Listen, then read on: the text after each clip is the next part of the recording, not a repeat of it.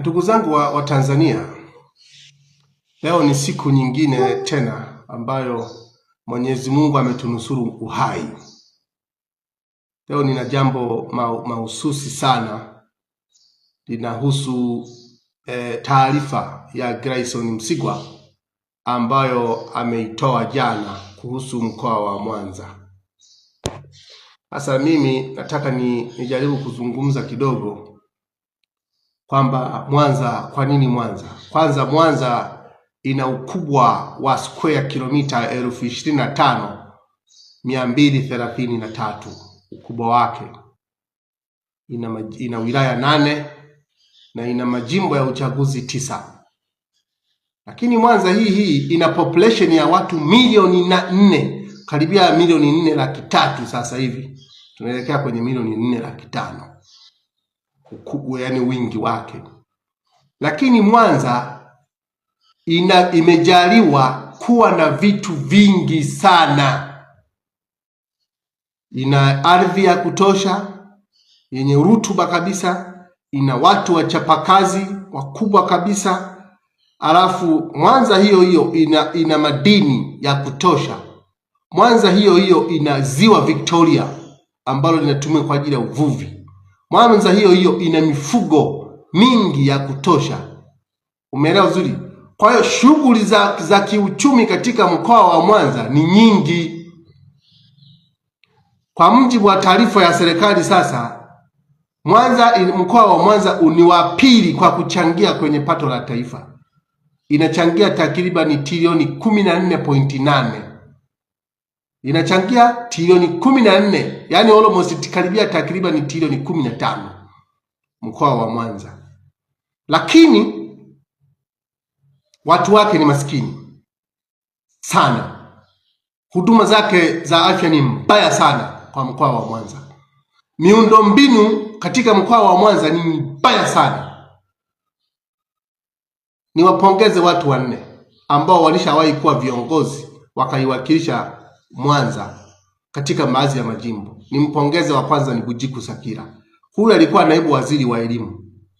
Wakati alipokuwa naibu waziri wa elimu, kabla ya kuwa naibu waziri wa elimu, ufaulu wa watu wa Mwanza na kanda ya ziwa kwa ujumla ulikuwa chini sana. Alipoingia huyu bwana akabaini kwamba walikuwa wanafaulu, lakini ufaulu wao ulikuwa unachukuliwa na unapelekwa watu wengine. Ndio maana ufaulu baada ya Bujiku Sakira kuwa naibu waziri wa elimu ulipanda juu sana kwa kiasi kikubwa. Wa pili nampongeza Ernest Nyanda, alikuwa waziri wa mambo ya ndani. Kipindi Ernest Nyanda alipokuwa waziri wa mambo ya ndani, watu wa Mwanza na kanda ya ziwa na Watanzania kwa ujumla hakukuwepo na matukio haya ya teka. Watu kubambikwa kesi alikuwepo, hayapo. Alipiga marufuku kabisa. Ernest Nyanda alikuwa waziri wa mambo ya ndani. Bahati mbaya Mungu akamuita akafariki akiwa waziri wa mambo ya ndani. Watatu nimpongeze Maraki Rupondije. Alikuwa mbunge wa Magu. Alisimama kidete kwa ajili ya kuipigania Magu. Akasimama kidete kwa ajili ya kuipigania Mwanza na kanda ya ziwa kwa ujumla. Aliwapenda watu wake kwa dhati kabisa, akawapenda mno Maraki Rupondije. Mungu amrehemu na Mungu ampe pumziko la amani. Alifariki akiwa mbunge. Alipigania watu, aliwapigania Watanzania, aliwapigania watu wa kanda. Linapokuja swala zima linaloitwa maslahi ya mkoa wa Mwanza, hakuwa na simile. Alisimama kitete kwa ajili ya kuwapigania wale watu. Hakika alikuwa ni kiungo kikubwa kati ya wananchi na serikali. Watatu nampongeza kwa dhati ya moyo wangu Charles Kitwanga. Huyu amekuwa mbunge, amekuwa kiungo kikubwa sana cha kuwasaidia watu wa Mwanza na kanda ya ziwa kwa ujumla wake. Wananchi wa Mwanza, wananchi wa Mwanza wa Misungwi, wilaya yake Misungwi, alipokuwa mbunge wa jimbo la Misungwi, hakika wanajua mchango wake, na sisi tunajua. Huyu yuko hai na Mungu aendelee kumpa maisha marefu yenye baraka sana. Walisimama kidete. Leo sasa tunapoongea tuna population ya watu hao milioni zaidi ya milioni 4 laki 5 takriban. Lakini kwenye baraza la mawaziri sisi hatuna mwakilishi kwenye baraza la mawaziri. Kwa mujibu wa utaratibu kwamba baraza la mawaziri lilitakiwa liundwe liwe na diversity ya kila mkoa, kwamba kila mkoa at least apatikane kiongozi atakayewakilisha kwenye baraza la mawaziri. Lakini mkoa wetu wa Mwanza wenye population ya watu milioni 4 hauna mwakilishi kwenye baraza la mawaziri hata mmoja. Je, rasilimali zetu za watu wetu nani atakayeziangalia? Nani atakayeangalia kuhusu rasilimali zinazoitwa madini katika mkoa wetu? Nani atakayeangalia kuhusu rasilimali zinazoitwa uvuvi wa samaki katika ziwa Victoria katika mkoa wetu? Nani atakayeangalia haswa kuhusu miundombinu ya pesa zinazokusanywa katika mkoa wetu wa Mwanza, trilioni 14.8 ambao almost bilioni 15? Nani atakayeenda kupigana kuhakikisha kwamba at least pesa hizi zinarudi kule kwa wananchi, ziende zikatatue changamoto zao? Nani? Tuna wabunge 13 wanaotoka mkoa wa Mwanza almost, lakini hawana umoja, wamegawanyika kabisa. Kila mtu anaenda bungeni pale akiwa na maslahi yake binafsi, hazungumzii agenda za watu wa mkoa wa Mwanza. Sasa hapa tuna nini hapa? Wamegawanywa, manake ni kama vile baraka, ni kama vile wameteuliwa watu wa bunge vibaraka wa kwenda kwa ajili ya kuchukua na kujadili hoja zinazohusu maslahi yao na familia zao. Ni aibu kubwa sana. Mwanza, mimi natoka wilaya ya Kwimba, wilaya ambayo imezaa Misungwi, wilaya ambayo imemzaa Magu, wilaya ambayo imemzaa mkoa wa Simiyu. Wilaya ya Kwimba ni wilaya kongwe, lakini cha ajabu haina lami. Ina kilomita 1 tu ya lami. Hakuna lami katika wilaya ya Kwimba, wakati tuna population ya watu takriban 800,000 karibia 900,000 katika wilaya yetu ya Kwimba, na ina watu wengi, lakini ni wakulima, wanazalisha sana, lakini wananchi wake mahitaji yao ni hovyo kabisa. Nenda katika mkoa wetu wa Mwanza, huduma za afya ziko ovyo kabisa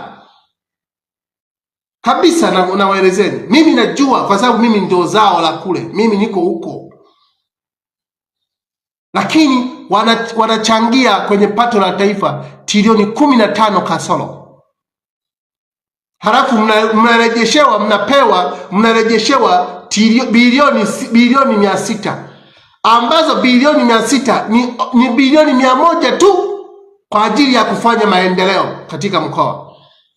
Hapa unafikiri serikali hii inatupenda sisi watu wa kanda, watu wa Mwanza? Haitupendi. Yaani unakusanya trilioni 15 kasoro, halafu unatuletea bilioni 6, bilioni 600. Ni dharau kubwa sana kwa watu hawa. Ni dharau kubwa sana kwa watu hawa. Wanatudharau sana. Wananchi wale hata ajira wananchi wale hawawezi kupewa nafasi za ajira, hawawezi kupewa.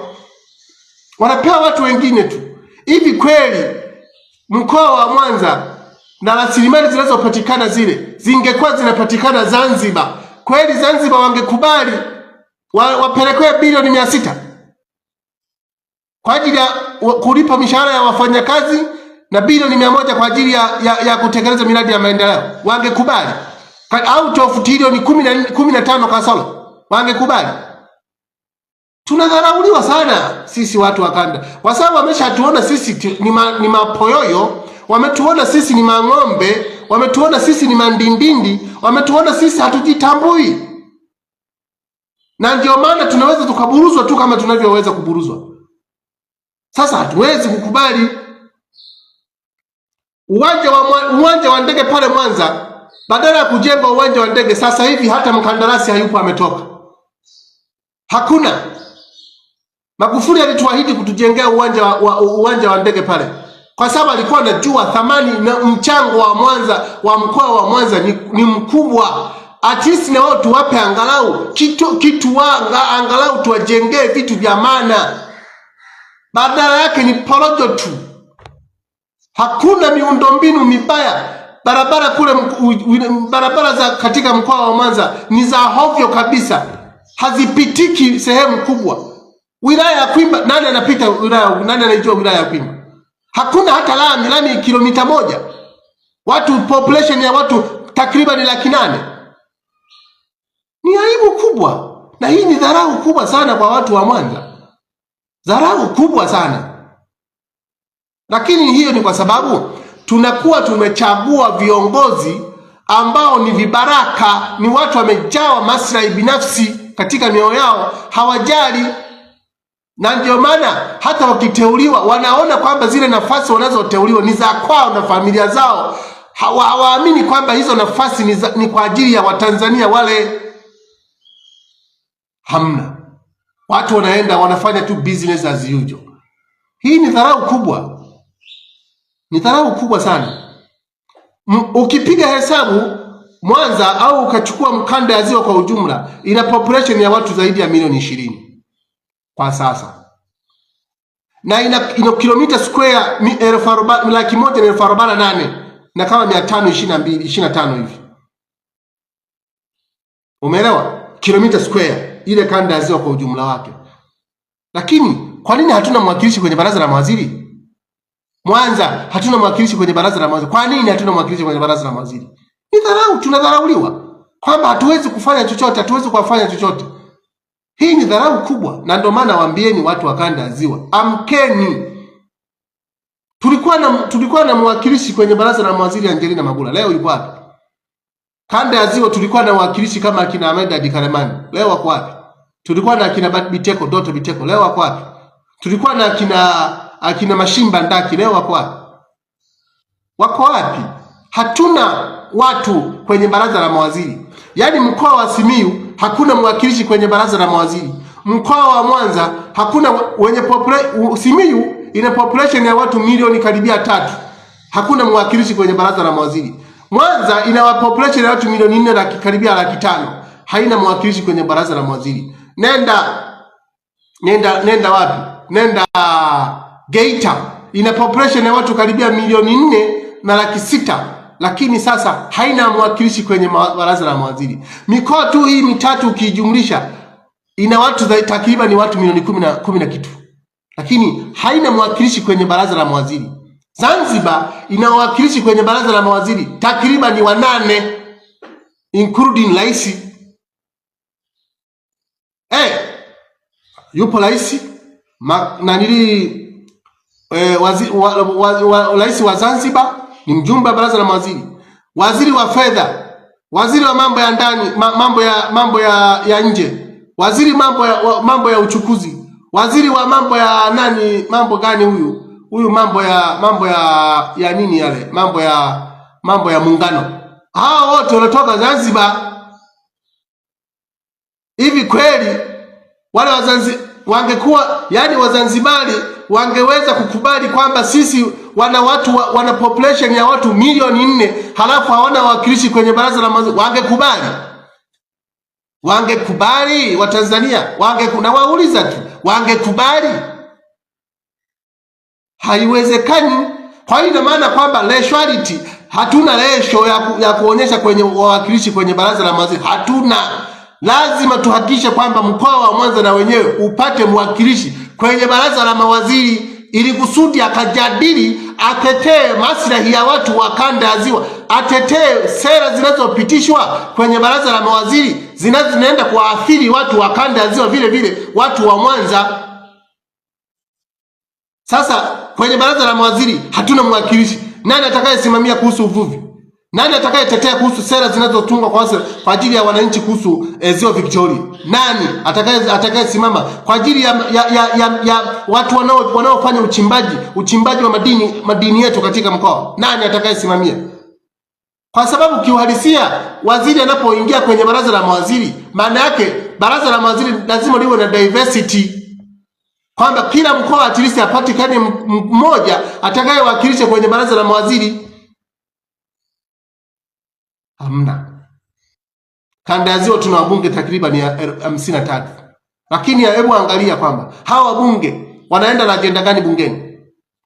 Mwanza ina wabunge 13. Waulize watu wa Mwanza sasa, wanaenda na ajenda gani bungeni? Hawana ajenda, kwa sababu wamejawa maslahi binafsi.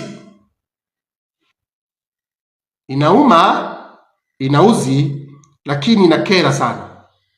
Lakini mimi nawaomba Watanzania, hasa watu wa kanda ya Ziwa, hasa katika mkoa wa Mwanza, tusimame kidete kuipigania Mwanza yetu.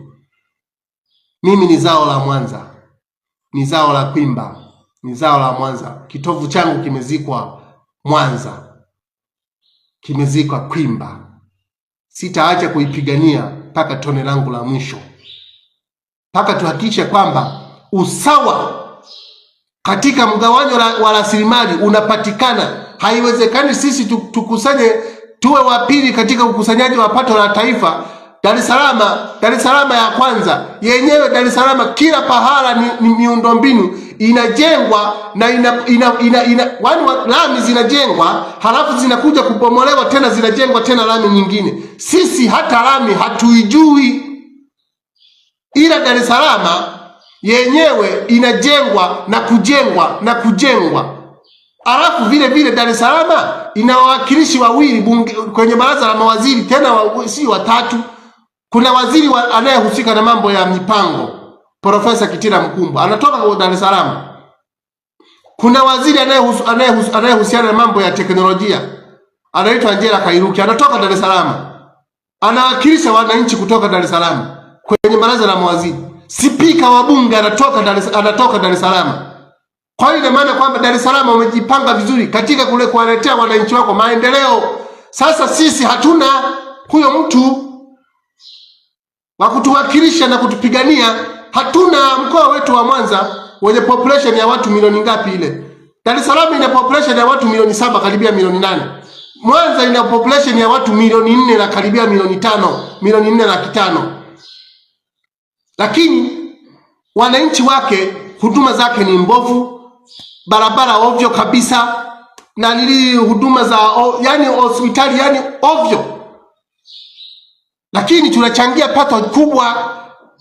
Kwa nini tunatengwa sisi? Mmetuonaje nyinyi viongozi, sisi watu wa Mwanza? Hivi nyinyi viongozi watu wa Mwanza mnatuchukuliaje? Kwa mfano, mnatudharau sana, mnatudharau sana. Lakini nawaomba Watanzania, nyinyi watu wa Mwanza, simameni kidete kuipigania Mwanza. Simameni kidete kuipigania kanda ya Ziwa. Siongei haya mambo kwa ajili ya kuwaudhi watu. No, siongelei mambo haya kwa ajili ya kwamba labda naonyesha ukabila. No, naonyesha uhalisia. Tumepata viongozi hata wengine wameshakuwa mawaziri, lakini hata wakipewa nafasi zile hawajali watu wao. Watu wa Zanzibar kule wana umoja. Leo Zanzibar mwenyekiti wao katika wabunge anaitwa Masauni, wamemchagua anayezungumzia maslahi ya Zanzibar. Sasa sisi maslahi ya kanda ya Ziwa na maslahi ya Mwanza, nani anayezungumzia? Hata umoja hamna. Mnaenda bungeni hamna ajenda. Mnafanya nini sasa? Ndio maana tunaendelea kudharauliwa tu. Tutaendelea kudharauliwa. Na akipatikana mtu anahongwa, anakuwa na compromise, anawasaliti wananchi wake. Tusimame kidete kwa ajili ya Mwanza yetu. Tusikubali watu wachache watudhalilishe na watutweze na watupole rasilimali zetu. Tusikubali, tuseme hapana. Asanteni sana kwa kunisikiliza. Mungu awabariki sana ndugu zangu wa Mwanza. Mungu awabariki sana ndugu zangu wa kanda ya Ziwa. Lakini Mungu awabariki sana Watanzania wenzangu. Asanteni sana.